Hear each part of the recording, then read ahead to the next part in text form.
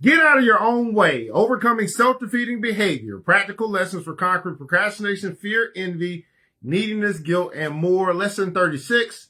Not moving on after a loss. Not moving on after a loss. Marie had suffered the worst loss a person can endure, the death of a child. Always a cataclysmic event, this one was especially devastating because Marie's grown daughter had been brutally murdered by a man whose advances she had rejected, and there was a chance the killer would go free. In addition, Marie had recently lost her mother and her own breast to cancer. She saw no reason to go on living.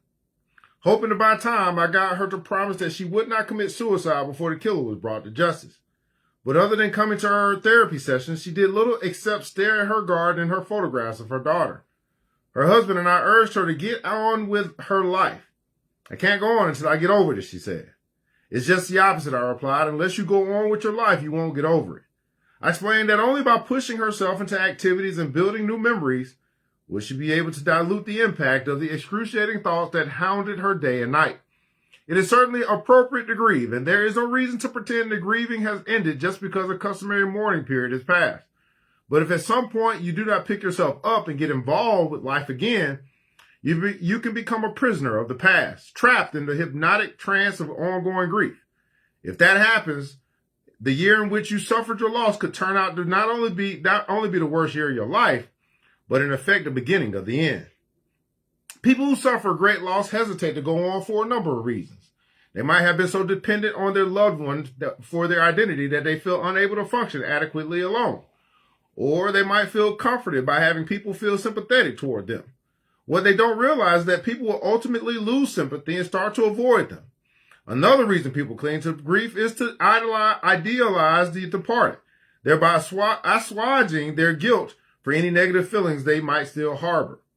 Then there's the belief that moving on would dishonor the deceased. But in all my years of working with dying patients, I've never heard one say to a loved one, "Grieve for me forever," or "Please don't remarry." On the contrary, they invariably say things like, "Don't waste time mourning. Go on with your life. I want you to be happy." Finally, many mourners think there is no way life can be the same now. So why bother?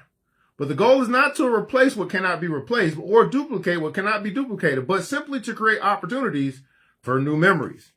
One of the most difficult things to do and one of the most important is to create new memories in the very area of your life in which the loss was experienced. People who lose a spouse, for example, tend to get more involved in their work or spend more time with friends and family. While that is certainly better than isolation, it is not as constructive as dating. After an appropriate time of mourning, becoming intimate with another man or woman hastens the healing by building new memories in the area of the loss. Of course, the parallel does not have to be exact, and in some cases it can't be. A middle-aged woman such as Marie, for example, could not bear another child. However, she could direct her energy into an approximate area. Her daughter had represented in part someone to care for and help, someone who needed her.